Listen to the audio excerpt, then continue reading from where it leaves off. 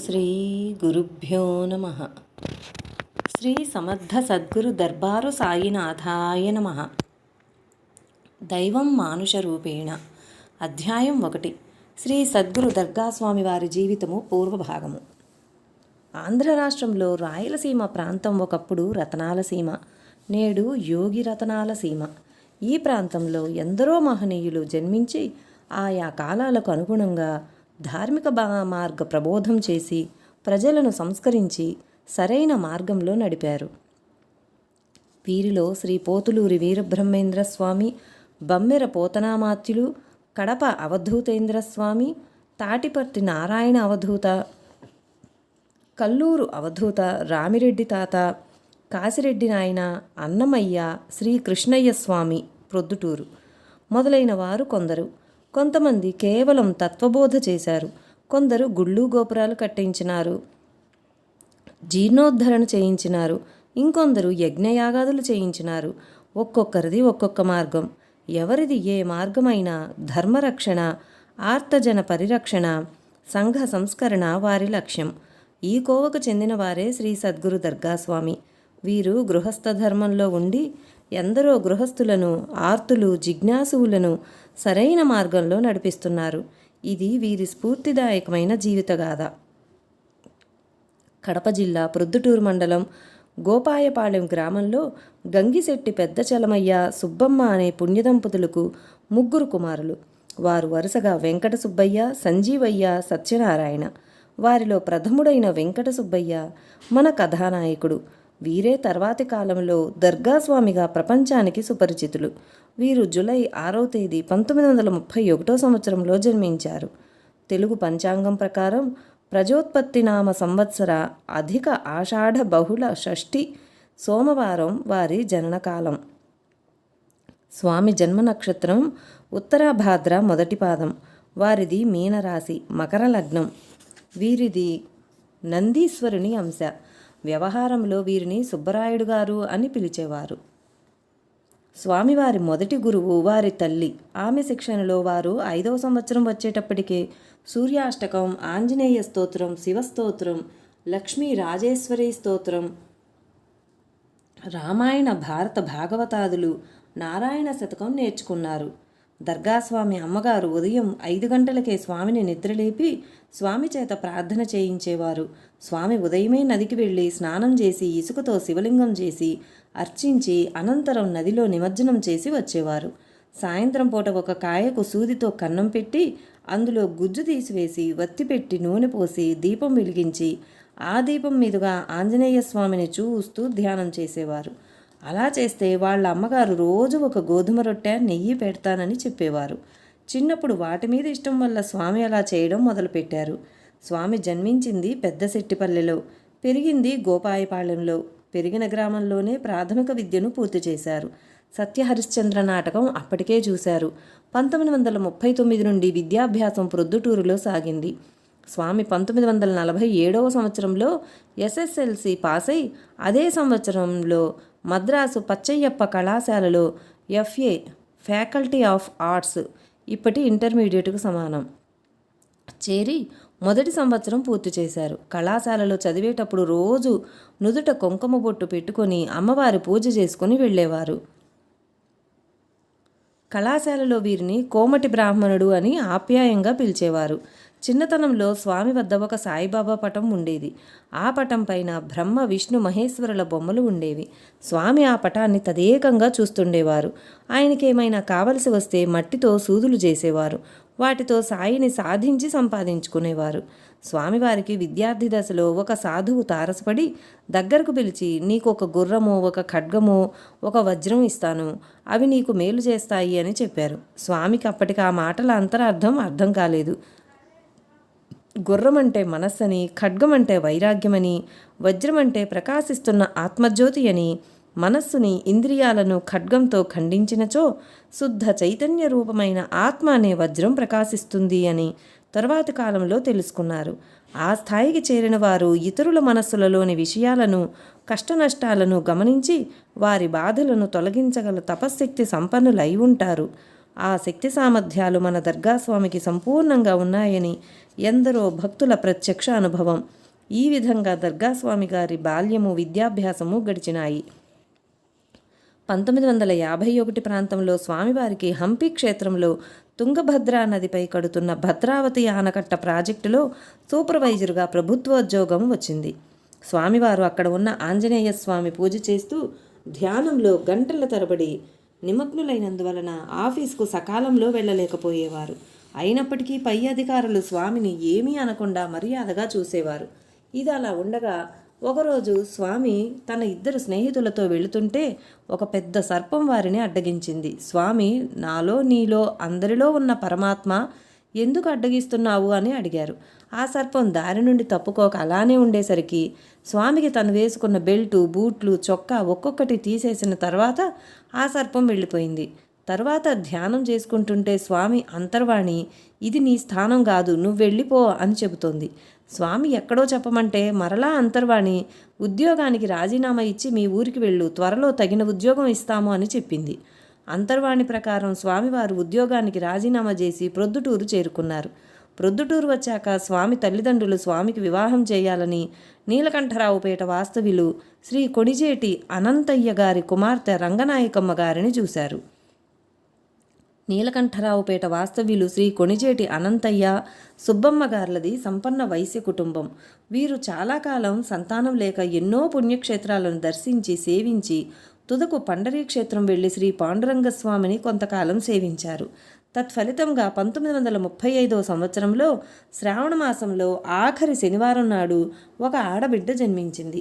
శ్రీ పాండురంగని అనుగ్రహం వల్ల పుట్టిన బిడ్డయ్యని తల్లిదండ్రులు రంగనాయకమ్మ అని పేరు పెట్టి పెంచి పెద్ద చేశారు. ఈమె ఒక్కరే బిడ్డ అయినందున చాలా గారాబంగా సాగారు.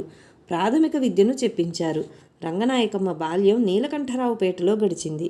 ఆ తల్లి ఊరిలోని ప్రాథమిక పాఠశాలలోనే 5వ తరగతి వరకు మాత్రమే చదివింది. చదువు స్కూళ్లలో నేర్చుకునేది. విద్య స్కూళ్లలో కానీ కాలేజీలో కానీ పుస్తకాలతో కానీ వచ్చేది కాదు. మానవుడికి మధ్య సత్సంబంధాన్ని పెంపొందించేది, మానవుడిని భగవంతునికి దగ్గరగా తీసుకెళ్లేదే నిజమైన విద్య. తనలో నిబిడీకృతమై ఉన్న దివ్యత్వాన్ని మానవుడికి తెలియజెప్పేదే నిజమైన విద్య. బహుకొద్ది మందికి మాత్రం అది జన్మతః పూర్వజన్మ సంస్కార విశేషం వలన అప్రయత్నంగానే అబ్బుతుంది. అటువంటి వారి కోవకు చెందిన నారీరత్నం రంగనాయకమ్మ. ధర్మనిరతి, స్వార్థ త్యాగం, కారుణ్య దృష్టి, సర్వజీవ సమభావం లాంటి సద్గుణాలు ఆమెకు పుట్టుకతోనే అంకురించినాయి. తరువాత అమ్మమ్మ గారింట్లో ఉండి కొంతకాలం సంగీతం నేర్చుకున్నది. ఆటపాటల్లో కూడా చురుగ్గానే పాల్గొనేది. తల్లికి ఇంటి పనుల్లో సహాయం చేసేది. అల్లరి చేయడం అనేది రంగనాయకమ్మ ఎన్నడూ ఎరుగదు. హాస్యానికైనా అబద్ధమాడదు. తగవులాడటం, పరుషంగా మాట్లాడటం ఆమె తత్వం కాదు. పువ్వు పుట్టగానే పరిమళిస్తుందన్నట్లు సుగుణాలు బాల్యంలోనే ద్యోతకమైనాయి. 1951 డిసెంబర్లో స్వామివారికి రంగనాయకమ్మ గారికి పెళ్లి చూపులు జరిగాయి. అప్పటికి రంగనాయకమ్మ గారికి సుమారు 17 సంవత్సరాల వయస్సు. రంగనాయకమ్మ గారు స్వామికి వరుసకు మేనరికం అవుతారు. స్వామి అమ్మగారు ఆమెను చేసుకోమని స్వామికి చెప్పారు. తర్వాత ధ్యానంలో సాయిబాబా స్వామికి కనిపించి, నీవు ఆ అమ్మాయిని వివాహం చేసుకో, ఆమె ఆంజనేయుని అంశ అని చెప్పారు. పెళ్లి చూపులు అయినాక రంగనాయకమ్మ గారు అదే పనిగా ఏడుస్తున్నారు. అప్పుడు స్వామివారి అమ్మగారు, ఎందుకమ్మా ఏడుస్తున్నావు అని అడిగితే, మా అవ్వా తాత నన్ను సాకారు, వాళ్ళు పెళ్లి చూపులకు రాలేకపోయారని చెప్పారు. అప్పుడు స్వామి అమ్మగారు, దానికోసం ఏడవడం ఎందుకు, ఇక్కడికైతే మీ అవ్వా తాత మాత్రమే వస్తారు, మిగిలిన బంధువులు చూడడం కుదరదు, నేను మా వాడిని పంపిస్తాను, అప్పుడు అక్కడున్న మీ వాళ్ళందరూ చూడవచ్చు అని అనునయంగా చెప్పారు. తరువాత స్వామి రంగనాయకమ్మ గారి తాత, అవ్వ వాళ్ళ ఊరెళ్ళి వాళ్ళను పలకరించి వచ్చారు. స్వామి తిరిగి వచ్చే వరకు రంగనాయకమ్మ గారు మిద్దె మీద స్వామి కొరకు ఎదురు చూచినారు. స్వామికి రంగనాయకమ్మ గారికి 31/1/1952 మాఘశుద్ధ పంచమి గురువారం నాడు నీలకంఠరావుపేటలో వివాహం జరిగింది. ఈ రంగనాయకమ్మ గారిని వివాహమైన తర్వాతి కాలంలో స్వామి అమ్మయ్య అని పిలిచేవారు. అమ్మయ్య గారు విష్ణు సంజాతురాలు, స్వామిది శివాంశ. అమ్మయ్యది జలతత్వం, స్వామిది అగ్నితత్వం. అగ్నితత్వాన్ని భరించగలిగింది జలతత్వమే. వివాహం జరిగిన కొత్తలో స్వామీజీ అమ్మగారిని ఒక ప్రశ్న అడిగారు, ఎవరు ఎవరిని కాపాడుతారు అని. ఆ ప్రశ్నకు అమ్మగారు ఇచ్చిన సమాధానం, అందరినీ కాపాడేవాడు ఆ పరమాత్మ, అందరికీ అతడే రక్షకుడు అని. అటువంటి జవాబు ఇవ్వగలగడం కేవలం మహాయోగినులకే సాధ్యం. వివాహమైనాక రెక్కలు కలిగిన దేవదూత వచ్చి నీ భార్యతో శారీరక సంబంధం శాశ్వతంగా నిషేధిస్తూ పైవాళ్లు ఆజ్ఞాపించారు. అది నీకు చెప్పడానికే వచ్చాను అని అన్నాడు. భలేవాడివయ్యా, నేను అంగీకరించినా ఆమె ఎంత నిరాశ చెందుతుంది అని శ్రీ దర్గాస్వామి వారంటే ఆమె హనుమంతుని అంశావతారం, ఆమెను అడిగి చూడు అన్నాడు దేవదూత. ఆమె గారిని అడిగితే అంతకంటే మహాభాగ్యమా అని అన్నారు. నాటి నుండి తల్లి బిడ్డల వలె ఒకే చోట ఒకే ఇంట్లో జీవితాంతం నివసించారు. ఏకాంతమున ప్రియురాలిని గాంచి మాతృభావమున మరలువాడే ఘనుడు అన్నారు పెద్దలు. స్వామి పరమాత్ముని ప్రతిరూపం, ఆమె ప్రకృతి స్వరూపిణి. వారి దాంపత్య జీవితం ఆనాటి నుండి కేవలం సామాజిక సత్సంప్రదాయ పరిరక్షణకు, కర్మానుష్ఠానానికి మాత్రమే. కామకళంకం లేసమైనా అంటని పవిత్ర అలౌకిక ఆత్మానుబంధం వారిది. వారి జీవితాలు ఈశ్వరార్పితమైనవి, ఆశయాలు ఉదాత్తమైనవి. శ్రీరామకృష్ణ పరమహంస శారదామాతల వలె దివ్య దాంపత్య జీవితం వారిది. కఠోర బ్రహ్మచర్య వ్రతాన్ని ఆచరిస్తూ ఆ దంపతులు దైవస్వరూపులైనారు. శ్రీరామకృష్ణ పరమహంస గారు, శారదాదేవి గారు కూడా అలా ఒకచోట ఉన్నారు. శ్రీ శారదామాత గారు పరమహంస దగ్గరికి వచ్చేసరికి పరమహంస గారికి అమ్మ దర్శనమై పిచ్చివాడుగా విరాజిల్లుచున్నారు. ఇక్కడ శ్రీ దర్గాస్వామి వారు కొన్ని క్షణాలలో మధురమైన మొదటి రాత్రికి సిద్ధమయ్యున్న సమయంలో దేవదూత రావడం, శాశ్వతంగా భార్యను తల్లిగా ఆరాధించుటకు ప్రారంభం కావడం జరిగింది. ఇది మానవ మాతృలు చేయలేని త్యాగం. అందుకే వారు దైవం మానుష రూపేణ అయినారు.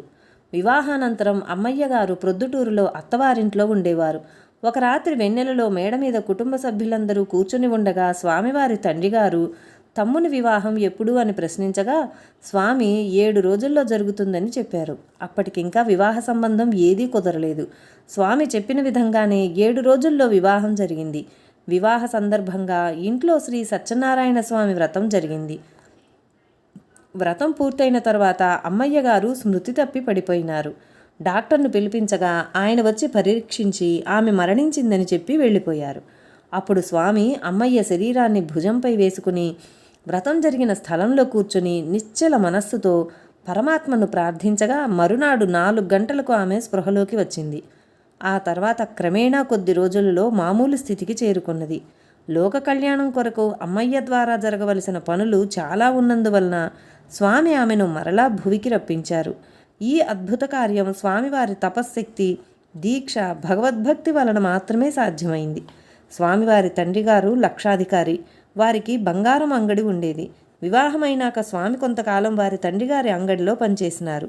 ఒకరోజు ఉదయం అంగడికి వెళుతుండగా జాగ్రత్తగా తీసుకువెళ్తున్న సంచిలో ఉన్న 30 ఉంగరాల గుత్తి కనిపించలేదు. స్వామి ఈ విషయం అంగడికి వెళ్ళిన తర్వాత గమనించుకున్నారు. తర్వాత వచ్చిన దారిలో వెతగ్గా ఆ ఉంగరాలు కనపడలేదు. స్వామి తండ్రి గారు, తమ్ముళ్ళు ఎవరికో దానం చేసి ఉంటాడని భావించారు. కానీ స్వామిని ఏమీ అనక మౌనంగా ఉన్నారు. కుటుంబ సభ్యులు, అంగడిలో పనిచేసేవారు ఆ దారినంతా వెతికారు. ఎవరికీ కనబడలేదు. స్వామి విచారంతో ఇంటికి చేరుకున్నారు. అప్పుడు అమ్మయ్య మన సొమ్ము అయితే నడివీధిలో పడినా ఎక్కడికి పోదు అని చెప్పారు. సాయంకాలం స్వామి మరలా ప్రయత్నించగా ఆ ఉంగరాలు నడివీధిలోనే దొరికాయి. ఉదయం నుండి సాయంత్రం వరకు ఆ వీధిలోనే ఎంతోమంది తిరిగి ఉంటారు. దొరికిన ఉంగరాలు పరిశీలించి చూడగా ఒక్క ఉంగరం తప్ప పోయిన మిగిలిన వస్తువులన్నీ దొరికాయి. అది ఓంకారం చెక్కిన ఉంగరం. తర్వాతి కాలంలో స్వామి ఈ సంఘటనను చాలాసార్లు నెమరు వేసుకునేవారు. మే 31వ తేదీ 1953న సాయంత్రం 6 గంటలకు స్వామివారి తల్లి పరమపదించారు. వారి అమ్మగారు ఆఖరి రోజులు వచ్చినప్పుడు స్వామితో, ఇక నా రోజులు అయిపోతున్నాయి, నువ్వు కానీ మీ గురువు సాయిబాబా కానీ నన్ను రక్షించలేరు అని చెప్పారు. ఆమె అన్నట్లుగానే కొద్ది రోజుల్లో పరమపదించారు. అప్పటి నుంచి స్వామికి సాయిబాబాకు మధ్య మాట లేదు. సాయినాథునిది సుమారు 1 అడుగు విగ్రహం ఉండేది. స్వామి దానిని చూపుతోనే పగలగొట్టాలని తదేకంగా జూచేవారు. ఇంతలో స్వామికి నిద్ర వచ్చింది. ఆ మత్తులో ఒక గమ్మత్తు జరిగింది. బాబా, స్వామి మధ్యలో ఇంకొక పెద్ద ఆయన మధ్యవర్తిత్వం చేస్తున్నారు. బాబా మధ్యవర్తిత్వం చేస్తున్న ఆ పెద్ద ఆయనతో, ఎందుకు నాపై కోపం పెట్టుకుంటాడు? నేను అతని తల్లిని రక్షించలేదని ఎందుకు బాధపడతాడు? తనను రక్షించమని అతని తల్లి నన్ను అడగలేదు. అతను కూడా ఆమెను బ్రతికించమని అడగలేదు. ఆమె వచ్చిన పని పూర్తయింది కాబట్టి ఆమెను తీసుకువెళ్ళాను. ఆమె ఎల్లప్పుడూ అతని కంటి చూపులోనే ఉండి అతను చేసే కార్యాలను గమనిస్తుంటుంది అని చెప్పారు. వెంటనే స్వామి తన మనోనేత్రంతో వారి తల్లిని దర్శించగలిగారు. తరువాతి కాలంలో పై అనుభవాన్ని గుర్తు చేసుకున్నప్పుడు స్వామి, ప్రతి ఒక్కరూ ఒక పని మీద ఇక్కడికి వస్తారు. తను వచ్చిన పనులన్నీ పూర్తయితే తృప్తిగా వెళ్ళటానికి ఉంటుంది అని చెప్పేవారు. స్వామివారి జీవితంలో మాతృనిర్యాణం ఒక ముఖ్యమైన మలుపు. ఆనాటి నుండి స్వామి సత్యాన్వేషణలో దేశ సంచారానికి బయలుదేరినారు. వారి నిజతత్వం అర్థం కాని వారు చూసి ఆయనకు పిచ్చి పట్టిందనుకున్నారు. వారిది మతిభ్రమణం కాదు, సత్యాన్వేషణ, ఆత్మ సాక్షాత్కారానికై తపన అని గ్రహించలేకపోయారు. స్వామి సంచారంలో అనేక నదులు, క్షేత్రాలు, శ్మశానాలు, మహాత్ముల సమాధులను దర్శించారు. స్వామికి మతిస్థిమితంగా లేదని అమ్మయ్య గారు పట్టుదలతో స్వామిని షోలింగర్కు తీసుకువెళ్లి పూజలు, రుద్రాభిషేకం చేయించారు. షోలింగర్ నారసింహ క్షేత్రం. అక్కడ అమ్మవారి పేరు అమృతవల్లి. ఈ క్షేత్రం ఒక కొండ మీద ఉంది. దాని ప్రక్కనే ఇంకొక కొండ మీద యోగాంజనేయ స్వామి ఉన్నారు. స్వామి, అమ్మయ్యలు కొంతకాలం ఆ క్షేత్రంలో నివసిస్తూ సాధన కొనసాగించారు. వారు భక్తితో నరసింహస్వామిని, అమృతవల్లిని సేవించారు. ప్రతిరోజు కొండ మీదకి వెళ్ళి అక్కడ 108 ప్రదక్షిణలు చేసేవారు. స్వామికి ఇక్కడ కొన్ని అనుభవాలు, దర్శనాలు అయ్యాయి. అమృతవల్లి అమ్మవారు వచ్చి స్వయంగా స్వామికి దోశలు వేసి పెట్టారు. తర్వాతి కాలంలో స్వామి అమృతవల్లిని ప్రతిరోజు తలుచుకునేవారు. స్వామివారికి ఇక్కడ ఆంజనేయ స్వామి పిలిస్తే పలికేవాడు. తర్వాత కాలంలో ఒకసారి ఇది గుర్తు చేసుకుని స్వామి ఈ క్రింది పద్యం చెప్పినారు. తోకదిప్పుచునా ముందు దోపుమయ, మనుజులంగన దౌరేయ వజ్రకాయ, అమరమునిగేయ ఘటికాతి ఆంజనేయ. అయితే ఎక్కడికి వెళ్ళినా స్వామి మనస్సు సమాధానపడలేదు. స్వామివారికి వివాహం కాకముందు నుంచి తరచుగా స్వప్నంలో 2 మనుషులు కనిపించి, మాకు దీపం పెట్టు, నిన్ను పోషిస్తాము అని చెప్పేవారు. వివాహం అయ్యాక శ్రీ అమ్మయ్య గారికి, శ్రీ స్వామివారికి ఇద్దరికీ అలాగే కనిపించి చెప్పసాగారు. స్వప్నంలో కనిపించే మహనీయుల కొరకు వెతుకుతూ కడపలో అమీన్ పీర్ దర్గా వద్ద కొంతకాలం, రాయచోటి దీవానీ సాహెబ్ దర్గా వద్ద కొంతకాలం గడిపారు. దీవాన్ సాహెబ్ స్వామికి కనిపించి, నేను కూడా నీలకంఠరావుపేట మహనీయుల దగ్గర నుండి వచ్చినవాడినే, నీవు అక్కడికే వెళ్ళు అని చెప్పారు. ఆ సమయంలో స్వామిని చూచిన వారు దీవానా అనగా పిచ్చివాడు అని పిలిచేవారు. ఒక తత్వజ్ఞానిని గుర్తించడం మరొక తత్వజ్ఞానికే సాధ్యం. సామాన్యుల దృష్టికి వారు పిచ్చివారిలాగే కనిపిస్తారు. స్వామి నీలకంఠరావుపేటకు వచ్చి దర్గాల వద్దకు 2 సార్లు వెళ్ళినా ఏ అనుభూతి కలగలేదు. 3వసారి స్వామి దర్గాల దగ్గరకు వెళ్ళేటప్పుడు సాంబ్రాణి కడ్డీలు తీసుకువెళ్లారు. అంతకుముందు 2 సార్లు ఎలాంటి అనుభవం లేకపోయేసరికి దర్గాలలోని మహనీయులపైన ఆయనకు ఎలాంటి పూజ్యభావమూ లేదు. మీలో శక్తి ఉంటే ఈ కడ్డీలు వెలిగించే మార్గం చూపండి అని స్వామి చెప్పుకున్నారు. మరుక్షణంలో అక్కడ అంతకుముందు లేని ఒక అగ్గిపుల్ల, అగ్గిపెట్టెకు పక్కనుండే చెక్కు వారి కంటపడ్డాయి. వాటితో సాంబ్రాణి కడ్డీలు వెలిగించారు. 2వసారి ఊరకనే వెళ్ళి నమస్కరించి వచ్చారు. 3వసారి వెళ్ళి అక్కడే ఉండసాగారు. 15 రోజులు కేవలం నీళ్లతోనే జీవించారు. 1957 జనవరి 29వ తేదీన సమర్థ సద్గురువు కృప వలన ఆ ముస్లిం మహాత్ముల సేవయే తమ కర్తవ్యమని వారి అంతరాత్మకు ప్రబోధం అయింది. అందువలన తమ నివాసానికి, తమ తపస్సుకు అది అనువైన ప్రదేశమని నిశ్చయించుకొని అప్పటి నుండి అక్కడ స్థిరపడినారు. ఈ ప్రదేశం రామాపురం మండలంలో నీలకంఠరావుపేట పల్లెకు సుమారు మైలు దూరంలో ఉన్న పవిత్ర స్థానం. ఈ విధంగా వారు చేరవలసిన స్థలం నిర్దేశితమై వారి సత్యాన్వేషణ పరిభ్రమణం ముగిసింది. భర్తతోడే లోకమని భావించిన అమ్మయ్య గారు కూడా అదే సంవత్సరంలో అక్కడకు చేరుకున్నారు. స్వామి, అమ్మయ్యలు దర్గా వద్ద నివసించటం మొదలుపెట్టిన కొత్తల్లో దర్గా వెనుకనే ఉన్న రాతి స్తంభాల మంటపంలో ఉండేవారు. రాత్రిపూట ఒక చిన్న నూనె దీపం మాత్రమే ఉండేది. మాతాజీ వచ్చిన తర్వాత మండపానికి 4 వైపులా తాటాకులు కట్టి దానిని ఒక చిన్న గదిగా చేసుకున్నారు. మొదట 3 నెలల కాలం అక్కడ మాతాజీ ఏకవస్త్రంతోనే గడిపారు. స్వామీజీ కౌపీనం ధరించి జడలు కట్టిన జుత్తుతో తన సాధన కొనసాగిస్తూ ఉండేవారు. ఈ రాతి మండపంలో నివసించే కాలంలో స్వామి ఉదయం తూర్పు దిక్కుగా తలపెట్టి విశ్రమించేవారు. ఆ సమయంలో ఒక నాగుపాము వచ్చి పడగబట్టి స్వామికి ఎండ తగలకుండా నిలబడేది.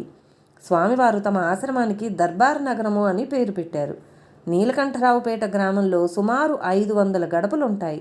ఈ గ్రామంలో అన్ని కులాల వారు, అన్ని మతాల వారు నివసిస్తున్నారు. ఇక్కడ రామాలయం, శ్రీ కన్యకాపరమేశ్వరి గుడి, ఆంజనేయ స్వామి గుడి మరియు ఒక మసీదు ఉన్నాయి. ప్రజలకు ప్రధాన వృత్తి వ్యవసాయం. నీలకంఠుడు ఇక్కడ పార్వతీదేవికి రామశబ్దం ఉపదేశించాడని ఇతిహాసం ఉన్నది. ఆ పవిత్ర రామశబ్దం నీలకంఠునిచే ఉపదేశింపబడిన స్థలం కాబట్టి ఆ గ్రామానికి ఆ పేర్లు వచ్చాయని ప్రజల విశ్వాసం. అటువంటి పుణ్యస్థలంలో చాలా కాలం క్రిందట దుర్గా అనే ఆధ్యాత్మిక జిజ్ఞాసువు ముక్తి సాధనకై ప్రస్తుతం దర్గా ఉన్న ప్రదేశంలో తపస్సు చేసిందని, ఆ దుర్గయే మన మాతాజీగా జన్మించిందని పెద్దల నమ్మకం. అలాగే ఈ దర్బారు నగరం చుట్టూ 9 శివక్షేత్రాలున్నాయని కూడా పెద్దల నానుడి. 1958 నుండి మాతాజీ స్వామీజీల నివాస స్థానమై మరింత పవిత్రతను సంతరించుకున్నది. అప్పటి నుండి స్వామివారికి శ్రీ దర్గా స్వామీజీ అని, రంగనాయకమ్మ గారికి శ్రీ దర్గా మాతాజీ అని నామధేయాలు స్థిరపడ్డాయి. వారి అసంఖ్యాక భక్తకోటికి దర్బారు నగరం పుణ్యక్షేత్రం అయ్యింది. నేడది వేలాది భక్తులకు యాత్రాస్థలం. స్వామివారికి రుణానుబంధం వలన భౌతిక గురువు గారు లభ్యమయ్యారు. 1957 జనవరి 29వ తేదీన ఆయన తమ పాదాన్ని స్వామి గుండెలపై పెట్టారు. నుదిటిపై ముద్దు పెట్టుకున్నారు. శరీరమంతా తడిమారు. వారి నోటిలో నమిలిన పదార్థాన్ని తీసి స్వామి నోటిలో పెట్టారు. మరునాడు ఆ గురువుగారు కనపడలేదు. అప్పుడు దానికి స్వామి చాలా బాధపడుతుంటే వాళ్ళ గురువుగారు అంతరాత్మనై నేను ఎక్కడ లేను, అంతటా ఉన్నాను అని స్వామికి అంతర్వాణిగా చెప్పారు. తర్వాత కొంత సమయం స్వామికి ఎవరిని చూసినా కూడా వారి గురువుగారి ముఖమే కనపడేది. ఈ అనుభవం ద్వారా స్వామి గురువుగారు చెప్పిన వాక్యం ఆయన మనస్సులో దృఢపడింది. ఆ తర్వాత స్వామి అమ్మయ్యలు తిరుమలకు వెళ్ళి శ్రీ వెంకటేశ్వరునికి వెంట్రుకలు సమర్పించి వచ్చారు.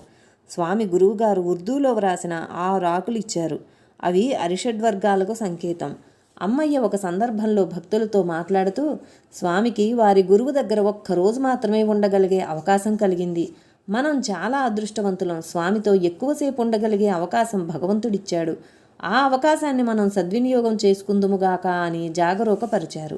ఒకసారి అమ్మయ్య గారితో దర్గాస్వామి వాళ్ళ నాన్నగారు, అమ్మ, మా వాడికి నీతో వివాహం కాకుంటే ఈ పాటికి ఏ అడవిలో ఏ పుట్ట క్రింద తపస్సులో ఉండేవాడో, మాకు దక్కేవాడు కాదు.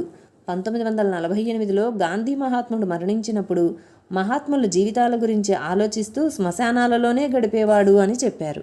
అప్పుడు అమ్మయ్య గారు, ఇప్పుడిక మనకు అలాంటి భయం లేదు, ఆయనకు సద్గురువు దొరికారు, సరైన సాధనా మార్గం లభించింది అని చెప్పారు. స్వామివారు కట్టుబట్టలతో వచ్చి దర్గాల వద్ద నివసించటం వారి తండ్రి గారికి ఇష్టం ఉండేది కాదు. ఈ విషయమై స్వామికి ఆయనకు వాదం జరుగుతూ ఉండేది. స్వామి తండ్రి గారు 23 రోజుల్లో చనిపోతారనగా స్వామి తన తమ్ముని దగ్గర 10 రూపాయలు తీసుకుని ఆయనకు ఇచ్చి పితృరుణం తీర్చుకున్నారు. ఆయనను తమ బిడ్డగా చేసుకుని జ్ఞానం ఉపదేశించారు. భృకుటిలో గట్టిగా అదిమిన తరువాత 20 రోజులు సమాధిలో ఉన్న పిమ్మట ఆయనకు జ్ఞానం కలిగింది. స్వామి ఉత్తరాభిముఖంగా పద్మాసనం వేసుకుని కూర్చుంటే తండ్రి గారు స్వామి ఒడిలో తలపెట్టుకుని విదేహముక్తిని పొందారు. సంపన్న కుటుంబంలో జన్మించిన తల్లి భౌతికమైన భోగభాగ్యాలను ఆశింపక స్వామి తోడిదే లోకమని భావించెను. ఆ తరుణంలో దర్గాలో చిన్న కుండలో అన్నం వండుకునేవారు. అప్పుడప్పుడు బియ్యం లేకుండేవి. అలాంటి సందర్భాలలో వారికి నిరాహారమే. ప్రక్క గ్రామం నుంచి ఒక ఆమె పాలు తెచ్చిస్తే అవి తాగి కాలం గడిపేవారు. ఒకనాడు 10 మైళ్ళ దూరంలో గల గ్రామం నుంచి ఒక ఆమె సజ్జ రొట్టెలు, కారం తెచ్చిస్తే అవి తిని కొన్నాళ్ళు గడిపారు. అయితే ఇది లేదు అన్న భావన వారిద్దరిలో ఎవరికి ఎన్నడూ రాలేదు. ఆకలి దప్పులకు, శీతోష్ణ పరిస్థితులకు ఆధ్యాత్మిక సంపన్నులైన ఆ దివ్య దంపతులు పూర్తిగా అతీతులు. ఇక్కడి దర్గాల సమీపాన ఒక చెట్టు ఉంది. ఆ చెట్టు నుండి 2 పాములు బయటకొచ్చి దర్గాలకు ప్రదక్షిణలు చేసి ఆ చెట్టులోకి పోయేవి. ఒకరోజు కొందరు గ్రామస్తులు ఆ చెట్టును కొట్టాలని గొడ్డళ్ళు తీసుకువచ్చారు. ఆ 2 పాములు వారి పైన పడడంతో వాళ్ళు గొడ్డళ్ళు అక్కడ పారేసి దూరంగా వణుకుతూ నిల్చున్నారు. వాళ్ళ బాధ చూసి శ్రీ స్వామివారే తిరిగి ఆ గొడ్డళ్లను తీసుకుపోయి ఇస్తే నమస్కరించి వెళ్ళారు. ఒకసారి శ్రీ స్వామివారు దర్గాల వద్ద లేనప్పుడు అమ్మయ్య గారు సమాధుల దగ్గర దీపం పెడుతున్నారు. అప్పుడు ఒక దుర్మార్గుడు ఆమెకు హాని చేసే తలంపుతో అమ్మయ్యకు 10 అడుగుల దూరం వరకు వచ్చాడు. సమాధుల్లో ఉండే ఒక మహనీయుడు ఆ దుర్మార్గుని చెంప మీద కొట్టడంతో అతడు క్రిందపడి దబేలుమని శబ్దమైంది. ఈ శబ్దం ఏమిటా అని అమ్మయ్య గారు వెనక్కి తిరిగి చూశారు. అప్పుడు అతడు లేచి పరుగెత్తిపోతున్నాడు. అది మొదలు ఎవ్వరూ ఇలాంటి దుష్టతలంపులతో ఆ నిర్జన ప్రదేశంలోకి వచ్చేవారు కాదు. ఆ విధంగా ఆ సమాధులలోని మహనీయులు వారిని అనుక్షణం కాపాడుతూ ఉన్నారు. స్వామివారు కడపకు వెళ్ళినప్పుడు కానీ, షోలింగర్లో తపస్సు చేయటానికి వెళ్ళినప్పుడు కానీ మాతాజీ తల్లిగారు మాత్రమే ఆ నిర్జన ప్రదేశంలో ఉండేవారు. అమ్మయ్య గారి దర్గాల వద్ద దీపాలు వెలిగించేవారు. దర్గాలోని గురువులకు భక్తులు తెచ్చినవి చదివింపులు చేసేవారు. దర్గాకు వచ్చిన భక్తులు హుండీలో డబ్బులు వేస్తే ఆ డబ్బు దీపాలకు, నూనె కొరకు ఖర్చు చేసేవారు. భయం అనేది మాతాజీ ఎరుగరు. మాతాజీ బంధువులు కొందరు, అమ్మా, ఈ అడవిలో నిర్జన ప్రదేశంలో ఉండడానికి నీకు భయం లేదా అని అడిగారు. దానికి మాతాజీ, భయమా? అదెలా ఉంటుంది, చూపించు అని అన్నారు. మాతాజీ కేవలం గృహిణి మాత్రమే కాదు, స్వామీజీలాగే ఆధ్యాత్మిక మార్గంలో పరిణతి సాధించిన మహాయోగిని. అయితే తన శక్తిని, నిజతత్వాన్ని ప్రయత్నపూర్వకంగా మరుగుపరుచుకొని సాధారణ గృహిణిలాగే ప్రవర్తించారు. ఒకరోజు మాతాజీ పూలు కట్టుకుంటూ కూర్చుని ఉన్నది. అమ్మగారి మేనమామ చూడడానికి వచ్చాడు. ఆయన ఒక ఫర్లాంగు దూరంలో ఉండగానే మాతాజీ చుట్టూ ఒక దివ్యజ్యోతి వ్యాపించి ఉండడం చూశాడు. దగ్గరకు వచ్చే కొద్దీ ఆ వెలుగు మరింత ప్రకాశం కావడంతో ఆయనకు చాలా భయం వేసింది. చాలాసేపు ఆయన మామూలు స్థితికి రాలేకపోయాడు. ఇంకొక సందర్భంలో మాతాజీ ఆశ్రమంలో ఒక గోనె పట్టపై కూర్చుని ఉంది. ఆ పట్ట క్రింద 2 పెద్ద పాములున్నాయి. మాతాజీ లేవగానే ఆ 2 పాములు ప్రశాంతంగా బయటకు వచ్చి జరజరా వెళ్ళిపోయాయి. మాతాజీ ఏ మాత్రం కంగారు పడలేదు, చలించలేదు, మామూలుగానే ఉన్నారు. దర్గా అంటే సూఫీ మహాత్ముడి సమాధి మందిరం. ఉరుసు అంటే పరిమితమైన సాధకుని చైతన్యం అనంతమైన పరమాత్మ చైతన్యంలో ఐక్యమవటం. ప్రతి సంవత్సరం మహనీయుని సమాధి అయిన రోజున ఉత్సవం చేసుకుంటారు. విద్యుత్ దీపాలతో దర్గాను అలంకరిస్తారు. స్వామి దర్గాకు రాకముందర సమాధుల మీద వస్త్రములు కానీ, చుట్టూ గోడలు కానీ లేవు. స్వామి వచ్చిన తర్వాత దర్గాలో సమాధిలో ఉన్న సిద్ధపురుషులను ఎంతో ప్రార్థన చేస్తే చాలా కాలానికి కానీ వారు గోడలు కట్టడానికి అంగీకరించలేదు. సూఫీ సంతులలో కూడా సూక్ష్మమైన సంప్రదాయ భేదాలు ఉన్నాయి. కొంతమంది హిందూ మతంలోని శైవ సంప్రదాయాన్ని, మరికొంతమంది వైష్ణవ సంప్రదాయాన్ని పోలి ఉంటారు. వారి సంప్రదాయాలను అనుసరించి వారి దర్గాలు కూడా నిర్మితమై ఉంటాయి. కొన్ని దర్గాలు నిరాడంబరంగా పైకప్పు లేకుండా ఉంటాయి. మరికొన్ని దర్గాలు గుమ్మటపు కప్పు అనగా డోమ్ ఆకారం కలిగి ఆడంబరంగా ఉంటాయి. ఆధ్యాత్మిక మార్గంలో ప్రగతి సాధించాలనుకున్న వారు ఇటువంటి దర్గాల దగ్గర నివసిస్తూ సాధన చేసుకుంటారు. దర్గా సంరక్షకులు వార్షికంగా దర్గాలోని సిద్ధపురుషుల సమాధి చెందిన రోజుల్లో ఉరుసు అనే ఉత్సవం జరిపిస్తారు. స్థల పురాణం ప్రకారం 1474 సంవత్సరంలో అరేబియా దేశస్థులైన శ్రీ సద్గురు హజరత్ దర్బారు ఆలీషా వలీ వారి గురువు దాదా కలంధర్ గారు, వారి గురువు అలీషా వలీ గారికి ఎండిపోయిన ఒక జువ్వి, ఒక నేరేడు కొమ్మలు ఇచ్చారు. ఈ 2 కొమ్మలు ఏ ప్రదేశంలో నాటినా ఒక్క రోజులో చిగురిస్తే అది నీ స్థానమని వారి గురువుగారు ఉత్తర్వు ఇచ్చారు. గురువు ఆదేశం ప్రకారం దేశ సంచారం చేస్తూ నీలకంఠరావుపేట ప్రదేశానికి వచ్చారు. దర్బారు అలీషా వలీ వారు ప్రస్తుతం దర్గా ఉన్న ప్రాంతంలో ఆ 2 కొమ్మల్ని అక్కడికి చేరిన రాత్రి నాటారు. ఆ 2 కొమ్మలు మరునాటి ఉదయానికి చిగురించాయి. ఆ సంకేతంతో గురువాజ్ఞ మేరకు వారు అక్కడే ఉండి భక్తుల సమస్యలకు పరిష్కారం చేస్తూ అక్కడే సమాధి అయ్యారు. ఆ జువి చెట్టు ఇప్పటికీ సజీవంగా ఉంది. దాని నుండి ఓంకారనాదం వినబడుతుందని ప్రజల నమ్మకం. చుట్టుప్రక్కల పల్లెజనం కొంతమంది ప్రతిరోజు పాలమ్ముకునేందుకు దర్గా మీదుగా నీలకంఠరావుపేటకు వెళ్ళేవారు. వారిలో ఒక ఆమె దర్గా వద్ద పక్షులను చూచింది. అవి అక్కడ ధాన్యం గింజలు తిని బలంగా ఆరోగ్యంగా ఉండటం గమనించింది. ఆ పక్షులను వండుకొని తింటే తన పిల్లలకు ఆహారంగా బాగుంటాయి అనుకుంది. మధ్యాహ్నం ఇంటికి తిరిగి వెళ్ళేటప్పుడు ఆ పక్షులన్నీ దర్గా సమీపంలో చనిపోయి నేలపై పడి ఉండటం గమనించింది. ఆనందంగా వాటిని తన బుట్టలో వేసుకుని ఇంటికి వెళ్ళింది. ఇంటికి వెళ్ళగానే అక్కడి దృశ్యం చూసి నోట మాట రాక నిశ్చేష్టురాలైంది. తన పిల్లలు కూడా ఆ పక్షులలాగే విగత జీవులై నేలపై పడి ఉన్నారు. ఆమె భోరున ఏడవటం మొదలుపెట్టింది. అప్పుడు అటుగా వెళ్తున్న ఒక ఫకీరు వచ్చి విషయం తెలుసుకుని దర్గాలలో పక్షులను పెట్టి ప్రార్థన చేయమన్నారు. ఆమె ఆ ఫకీరు చెప్పిన విధంగా చేయగా పక్షులన్నీ ప్రాణం వచ్చి ఎగిరిపోయాయి. అదే సమయానికి ఆమె ఇంటి వద్ద పిల్లలు కూడా సజీవులైనారు. ఈ మహత్తు చూసిన ఆ ఫకీరుకి దర్గాలో ఉన్న మహనీయుని మీద గురుత్వం ఏర్పడి అక్కడే నిలబడిపోయారు. ఆయనే సద్గురు హజరత్ జలీల్ మస్తాన్ వలీ. ఆయన అక్కడకు సుమారు హజరత్ దర్బార్ ఆలీషా వలీ గారు సమాధి అయిన 200 ఏళ్లకు 1674లో దర్గాల దగ్గరకు వచ్చారు. ఇద్దరూ దత్త సాంప్రదాయానికి చెందిన మహిమాన్వితులు. వారి సమాధుల నుండి ఈనాటికి ఉచ్ఛ్వాస నిశ్వాసాలు జరుగుతుంటాయి. అందువలననే ఆ సమాధుల చుట్టూ ఎన్నిసార్లు సిమెంటు పూత వేయించినా వెంటనే సన్నని పగుళ్ళు ఏర్పడతాయి. ఇక్కడి వాతావరణం చాలా ప్రశాంతంగా ఉంటుంది. పరిసర నైసర్గిక దృశ్యం చాలా అందంగా ఆహ్లాదకరంగా ఉంటుంది. పవిత్రత, ప్రశాంతత, ప్రకృతి సౌందర్యాలు వచ్చిన వారికి ఆనందాన్ని ఇవ్వటమే కాక వారి ఆధ్యాత్మిక సాధనకు తోడ్పడతాయి. ఆ జువి వృక్షాలు స్వామి వచ్చిన తర్వాత కాలంలో విస్తారంగా ఎదిగి దర్గాల మీద పచ్చని పందిరి కట్టినట్టుగా ఉంటాయి. దర్గాలకు ఆగ్నేయంలో ఒక చెరువు ఉంది. వర్షాలు పుష్కలంగా పడిన సంవత్సరంలో ఈ చెరువు పూర్తిగా నిండి పరిసరాలు మరింత ఆహ్లాదకరంగా ఉంటాయి. అప్పట్లో దర్గా ప్రాంతం ఒక విధంగా అరణ్యమే. దూరంగా తూర్పు కనుమల కొండలున్నాయి. వాటి కింద పంట పొలాలు ఉన్నాయి. అయితే అప్పట్లో జనసంచారం బహుస్వల్పం. ఎండావానల నుండి రక్షణ ఏ మాత్రం లేదు.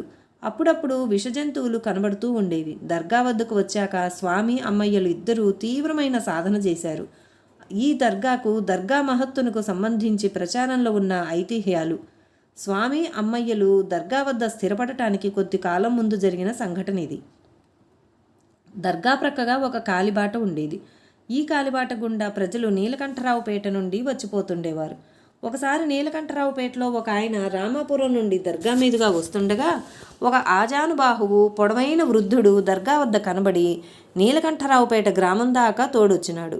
గ్రామం వద్దకు వచ్చినాక అతను, నాకు కొంచెం బెల్లం పెడతారా అని అడిగాడు. ఆ గ్రామస్తుడు ఆలోచించి తిరిగి చూసేలోపు ఆ వృద్ధుడు కనపడలేదు. ఇది ఆ దర్గాలోని మహనీయుడు దర్బార్ అలీషావలి మమ్ము కనిపెట్టుకుని పోషణ చేస్తారా అని అడిగిన దానికి సూచనగా తోస్తుంది. తర్వాతి కాలంలో స్వామి అమ్మయ్యలు దర్గాలో స్థిరపడి ఆ మహనీయులను సేవించినందువల్ల ఆ మహనీయుల గొప్పదనం అందరికీ తెలిసింది. ఒకసారి ఉరుసు ఉత్సవానికి దర్గాల దగ్గరకు ఎక్కడి నుండో ఒక మహాత్ముడు వచ్చాడు. అప్పుడు స్వామి, వేరే చోట్ల ఉరుసు ఉత్సవం ఎంతో ఆడంబరంగా జరుగుతూ ఉంటే మీరు ఇక్కడికి ఎందుకు వచ్చారు అని అడిగారు. అప్పుడు ఆ మహాత్ముడు, అక్కడ ఎంతో ఆర్భాటంగా జరుగుతుంది, కానీ అక్కడ వెలుగు లేదు. ఇక్కడ ఆ వెలుగు ఉండటం వలన ఇక్కడికి వచ్చాను అని చెప్పారు. ఈ దర్గాలోని మహాత్ములే నన్ను నిర్భయుణ్ణి చేశారు అని స్వామి చెప్పారు. ఇలాంటి ఉత్సవాలలో భగవంతుని మెప్పించేది భక్తి, శ్రద్ధ, కానీ అట్టహాసం కాదు అని ఆ మహనీయుడు బోధిస్తున్నాడు. ఒకప్పుడు అవధూత ఒక ఆమె దర్గాల వద్దకు వచ్చి ఉంటుండేవారు. స్వామి నీలకంఠరావుపేట వాసవిమాత మందిరంలో పూజారి శ్రీ లక్ష్మీనారాయణ శర్మ గారిని పిలిచి ఆమెకు అన్నం పెట్టమని చెప్పారు. అతడు స్వామి మాట కాదనలేక అలానే తీసుకువెళ్ళాడు. అప్పుడు ఆమె, అందరి వద్ద అడుక్కుని నాకు తెచ్చావు, అదైనా అన్నయ్య తెమ్మన్నాడని తెచ్చావు కదూ అన్నారు.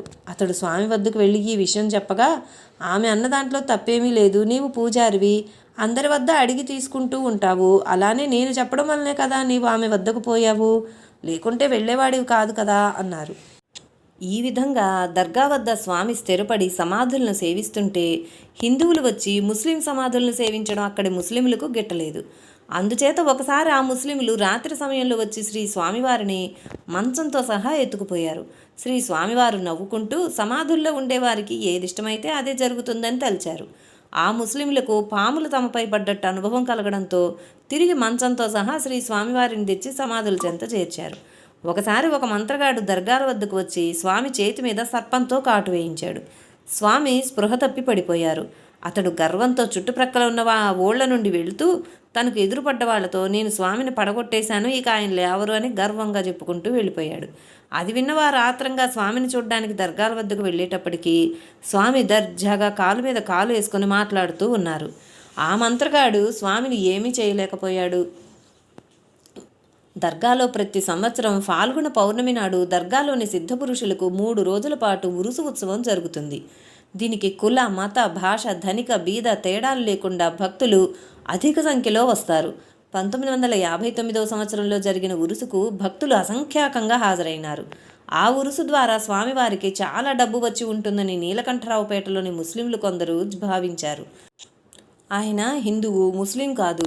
అది నెపంగా ఉరుసు ఆయన నిర్వహించరాదని వారు అభ్యంతరం లేవదీశారు. ఆయన హిందువు, ఆయనకు ఉపనయనం ముస్లిం సాంప్రదాయం ప్రకారం జరగలేదు. ఆయన భార్య హిందూ పద్ధతిలో బొట్టు పెట్టుకుంటుంది. ఇవి వారి ప్రధాన అభ్యంతరాలు. అందుకు వారితో స్వామీజీ, నేను సమాధిలోని మహాత్ముల ఆదేశానుసారమే సేవ చేసుకుంటున్నాను, తద్వారా నేనేమీ డబ్బు సంపాదించుకోవడం లేదు. భక్తుల సమస్యలకు ఆ మహాత్ముల సూచనలు, పరిష్కారాలు నా ద్వారా ఇస్తున్నారు అని చెప్పారు. అయితే వారు ఈ సమాధానాన్ని అంగీకరించలేదు. 1960వ సంవత్సరం ఉరుసుకు తాడిపత్రిలోని పెద్దలను పిలిపించి వారి ఆధ్వర్యంలో ఉత్సవం జరపాలని నిశ్చయించుకున్నారు. అలానే 2 సంవత్సరాలు వారి ఆధ్వర్యంలోనే ఉరుసు జరిగింది. ఉత్సవం ద్వారా వచ్చిన ఆదాయాన్ని వారు తీసుకొని వెళ్ళిపోయేవారు. స్వామీజీ మాత్రం నిర్విచారంగా దర్గా వద్దనే తమ ఆశ్రమంలో ఉంటూ ఆ మహనీయుల సేవ కొనసాగించారు. 1961వ సంవత్సరం ఉరుసు ప్రారంభమైంది. పెద్దలందరూ ఆసీనులై ఉన్నారు. ఒక ముస్లిం యువకుడు ఆవేశంగా స్వామీజీని నోటికొచ్చినట్లు తిట్టడం ప్రారంభించాడు. అతన్ని ఎవ్వరూ వారించలేదు. స్వామీజీ, మాతాజీలు ఇద్దరూ మౌనంగా ప్రశాంతంగా కూర్చొని ఉన్నారు. మాతాజీకి ఆ యువకుడు వాడుతున్న అసభ్య భాష వలన బాధగా ఉన్నా పైకి ఏమీ చెల్లించకుండా నామజపం చేసుకుంటూ మౌనంగా ఉండిపోయారు.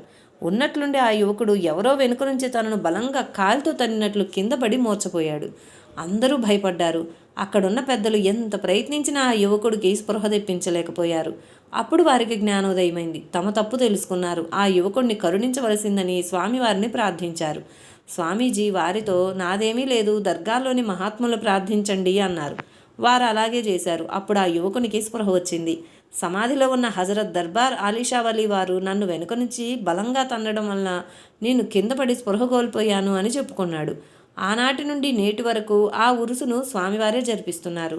దిగ్విజయంగా జరుగుతోంది. తమను దూషిస్తున్నా ప్రతిఘటించకుండా మౌనంగా నామజపంలో ఉండటం స్థితప్రజ్ఞ లక్షణం. స్వామి దర్గా చుట్టుప్రక్కల ఉన్న పొలాలలో రైతులతో కలిసి స్వయంగా అరక వేసి వ్యవసాయం చేశారు. స్వామి కాలానుగుణంగా వరి, శనక్కాయ, ఆవాలు, రాగి, సజ్జ మొదలగు పంటలు పండించారు. ఆ పంటను ఇప్పుడు అమ్మయ్య సమాధి ఉన్న ప్రదేశం వద్ద ఆరబెట్టి తర్వాత బస్తాలు కట్టి మార్కెట్లో రేటు వచ్చాక ఆ పంటను అమ్మేవారు. ఆ వచ్చిన డబ్బుతో స్వామి జీవనం, ఉత్సవాలు జరిపేవారు. ఏనాడు స్వామి భక్తుల వద్ద డబ్బు ఆశించలేదు. స్వామి వార్షిక ఉత్సవం గ్యార్మీ పండుగకు మెహబూబ్ సుభాన్ స్వామి పేరు మీద చాలా పొడవైన సుమారు 35 అడుగుల జెండాకర్రను ఒక్కరే అరచేతితో నిలిపి నడిచేవారు. భక్తులందరూ స్వామి బలానికి అబ్బురపడేవారు. స్వామి దర్గాలకు వచ్చిన మొదట్లో అక్కడ చేసే ఉత్సవాలకి స్వామి గుంజలు నాటడానికి తవ్వుతుంటే అమ్మయ్య చేత్తో మట్టిని తీసేవారు. ఎంతమంది భక్తులు వచ్చినా అమ్మయ్య స్వయంగా వంట చేసేవారు. స్వామి అమ్మయ్యలు కూడా వడ్డించేవారు. ఈ రకంగా చాలా సంవత్సరాలు ఉరుసు ఉత్సవం జరిపినాక ఒకసారి దర్గాలోని మహనీయులు, మీరొక్కరే ఉరుసు ఉత్సవానికి సేవ చేయటం కాకుండా వచ్చే భక్తులను కూడా ఈ పవిత్ర కార్యంలో పాల్గొనే అవకాశం కలిగించండి అని ప్రేరణ చేశారు. ఆ తర్వాత నుండి స్వామి అమ్మయ్యలు భక్తుల సహకారంతో ఉత్సవాలు జరిపించడం మొదలుపెట్టారు. 1961 ప్రాంతాల్లో జరిగిన ఒక సంఘటన. నీలకంఠరావుపేటలో ఒక ముస్లిం కుర్రవానికి చాలా కాలంగా మాటలు రాలేదు. వాళ్ళొచ్చి శ్రీ స్వామివారిని ప్రార్థించారు. శ్రీ స్వామివారు అతని నాలుకపై వ్రాసినాక అతనికి మాటలు వచ్చాయి. ఈ విషయం అచ్చటి ముస్లింలు నమ్మలేదు. ఆ కోమటాయన వచ్చి నాలుక మీద రాస్తే మాట వచ్చిందా, అది వట్టిదేనన్నారు. కొద్ది రోజుల తర్వాత సమాధుల దగ్గర ఒక కార్యక్రమం జరుగుతుంటే ఆ మాటలు వచ్చిన ముస్లిం యువకుడు తన మిత్రులతో అక్కడ సేవ చేశాడు. పని పూర్తయిన తర్వాత చేతులు, ముఖం కడుక్కోవటానికి దర్గా ఎదురుగా ఉన్న దిగుడు బావిలోకి దిగారు. అక్కడ ఒక 3 లోతు నీళ్లున్నాయి. కానీ ఆ నీటిలో ఆకురాలి ముళ్లతో కప్పబడి బాగా పురుగులు పట్టి ఉన్నాయి. శ్రీ స్వామివారికి ఆ సంగతి చెప్పారు. దానికి స్వామి, పురుగులు లేవు, ఏమీ లేవు, పోయి ఆ ముళ్ళు తీసేసి కడుక్కోమన్నారు. వారు వెళ్ళి ముళ్ళు తీసేసి పైనున్న నీళ్లు పక్కకు దోయగానే కింద నుండి పరిశుభ్రమైన నీళ్లు వచ్చాయి. వాళ్ళు కాళ్ళు, చేతులు, ముఖం కడుక్కోవటమే కాకుండా కడుపార నీరు త్రాగి వెళ్ళారు.